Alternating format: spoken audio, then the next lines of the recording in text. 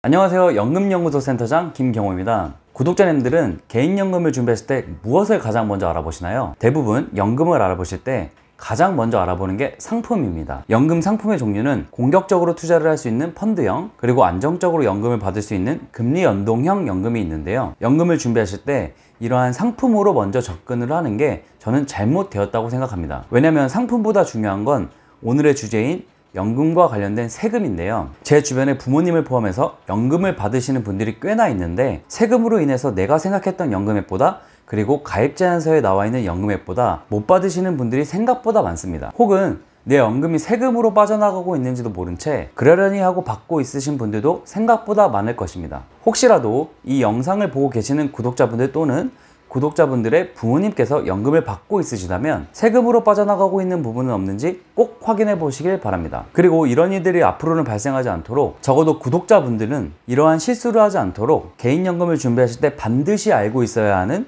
세금의 비밀을 오늘 최대한 쉽게 풀어드리도록 하겠습니다. 기획재정부가 발표한 2023년 7월 23일에 개정된 세법으로 정리를 했기 때문에 가장 정확하고 최신 정보로 생각해 주시면 되겠죠? 그럼 지금부터 개인연금 준비 시 반드시 알고 있어야 하는 세금의 비밀을 시작해 보도록 하겠습니다. 구독 부탁드리고요. 우선 최대한 쉽게 풀어서 설명을 드리기 위해 두 가지의 주제를 잡아봤습니다. 첫 번째로 개인연금을 가입하기 전 확인이 필요한 세금, 두 번째로 연금 수령 시 세금 폭탄을 맞지 않기 위해 반드시 알고 있어야 하는 세금으로 구분을 해보았습니다. 첫 번째로 개인연금을 가입하기 전에 반드시 알고 있어야 하는 세금은 바로 비과세와 세액공제입니다. 먼저 소득세법상 적립식 비과세 연금은 5년 납입 5년 거치를 한 연금이어야 하며 월 납입 금액이 최대 150만 원을 초과하지 않아야 합니다. 위 요건을 충족한다면 말 그대로 비과세 요건이 되며 어떠한 세금도 없습니다.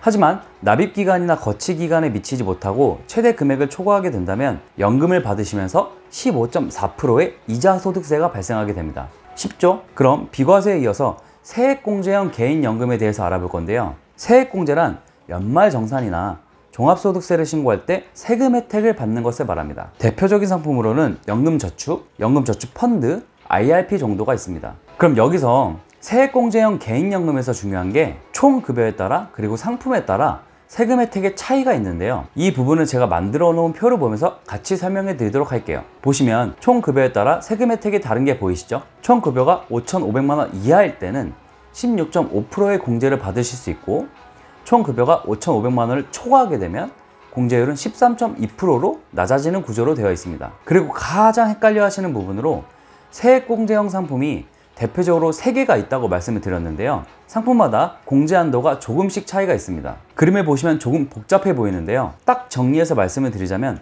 IRP 하나만으로 최대 한도인 900만 원에 공제율을 16.5%로 곱해서 최대 148만 5천 원까지 세금 혜택을 받으실 수 있습니다. 참고로 작년까지는 최대 한도가 700만 원이었는데요. 올해부터 최대 900만 원까지 올랐으니 참고해 주시고요. 연금저축이나 연금저축펀드는 최대 한도가 600만 원이기 때문에 이 한도를 다 채우셨다면 IRP로 300만 원을 더 채워서 최대 900만 원까지 세액공제 혜택을 받으실 수 있습니다. 만약 연금저축이나 연금저축펀드에 연간 400만 원까지만 채우고 있으셨다면 IRP에 연간 500만 원까지 더 넣을 수 있다 라고 이해해 주시면 되겠습니다. 참 쉽죠? 이해가 안 되신다면 딱 한 번만 다시 돌려서 그림과 함께 봐주신다면 바로 이해가 되실 거예요. 마지막으로 세액공제형 개인연금에 대해서 한 번 더 정리를 해드리자면, 총급여가 5,500만 원 이하일 경우 연간 공제한도는 최대 900만 원이기 때문에 IRP 계좌에 연간 900만 원을 꽉꽉 채워서 납입을 하셨다면 공제율이 16.5%이니까 최대 148만 5천 원의 세금 혜택이 주어진다 라고 보시면 되겠습니다. 표를 보시고 내가 어디에 해당하는지 확인을 해보시면 되겠죠? 그래도 이해하기가 힘들거나 더 많은 정보를 원하신다면 더보기를 눌러서 링크된 영상을 참고해 주시길 바랍니다. 이것으로 비과세형 개인연금과 세액공제형 개인연금을 마치고 정말 중요한 두 번째 이야기, 연금 수령 시 세금 폭탄을 맞지 않기 위해서 반드시 알고 있어야 하는 세금의 이야기를 시작해 보도록 하겠습니다. 연금 수령을 하실 때 세액공제형 개인연금이라고 하는 연금저축, 연금저축펀드, IRP의 경우 연금소득세를 내야 합니다. 이걸 잘 생각해보면 경제활동을 하고 있을 때에는 세금 혜택이 있지만 연금을 받을 때는 세금을 내야 하기 때문에 과세이연이다 라는 말을 사용합니다. 그러면 얼마나 내야 할까요? 이것도 그림으로 준비를 해봤는데요. 70세 미만은 5.5%, 80세 미만은 4.4%, 80세 이상은 3.3%입니다. 근데 연금은 보통 언제부터 받죠? 65세에 많이 받죠. 그러니 연금을 받으시면서 5.5%의 세금은 기본적으로 빠진다 라고 봐주시면 되겠습니다. 그리고 이제 본격적으로 가장 중요한 얘기에 들어갈 건데요. 이 부분은 이번 세법 개정으로 가장 많이 변경된 부분입니다. 바로 종합소득세에 관한 내용인데요. 사적연금의 연간 합산액이 기존의 1,200만 원을 초과하게 되면 종합소득세 대상이었습니다. 여기서 말하는 사적연금이란 대표적으로 연금저축 펀드, 연금저축, IRP가 있습니다. 이러한 연금에 가입하고 연금을 받게 될 때 연간 1,200만 원이 초과되면 종합소득세 대상이 된다는 것입니다. 종합소득세로 넘어가게 되면 세금이 최저 6.6%에서 최대 49.5%까지 나오게 됩니다. 그야말로 세금 폭탄을 때려받게 되는 것이죠. 노후의 세금 폭탄이라니 너무 억울할 것 같지 않나요? 그래서 이번 2023년 세법 개정으로 인해서 사적연금의 연간 합산 금액이 1,200만 원에서 1,500만 원으로 상향 조정되었습니다. 근데 여기서 한 가지 더 중요한 사실은 사적연금액이 1,500만 원을 초과하게 되면 종합소득세로 넘어간다고 말씀을 드렸는데요. 종합소득세로 넘어가게 되면 사적연금액과 국민연금까지 합산해서 종합소득세를 내야 합니다. 며칠 전 뉴스에서 국민연금을 20년 이상 납입하면 평균적으로 연금액이 100만 원 정도 된다고 하더라고요. 그러니 노후에 연금으로만 생활을 하시는 분들이라면 연간 납입하는 세금을 무시할 수 있는 수준이 아니겠죠. 세액공제 받으려고 IRP에 가입하는 순간부터 노후에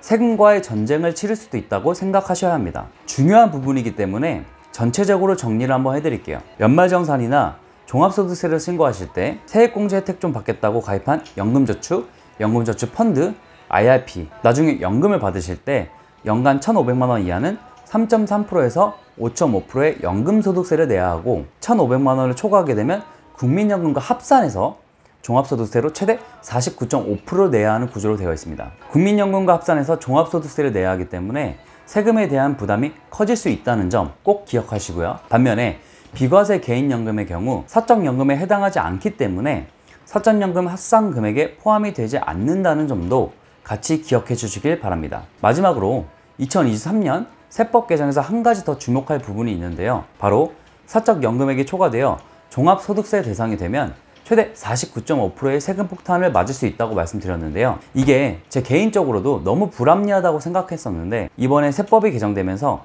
종합소득세와 기타소득 저율과세 둘 중 하나를 선택할 수 있게 되었습니다. 기타소득 저율과세를 선택하시면 16.5%의 세금이 부과되는데요. 결론적으로 과거에는 최대 49.5%의 세금 부담이 있었지만 이제는 최대 16.5%로 변경되었다 라고 이해를 해주시면 되겠습니다.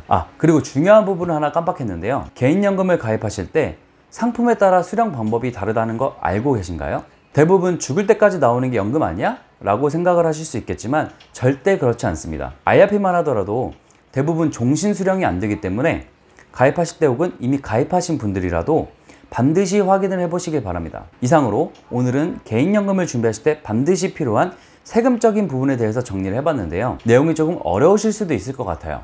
그래서 제가 이미지로 잘 정리를 해두었으니 헷갈리시면 뒤로 돌려서 정지해서 봐주시거나 댓글로 남겨주신다면 제가 아는 한도 내에서 자세하게 안내해 드리도록 하겠습니다. 세금 걱정 없이 연금 수령액을 많이 늘릴 수 있도록 전략을 잘 짜보시길 바라며 오늘도 시청해 주셔서 감사합니다. 구독 부탁드려요.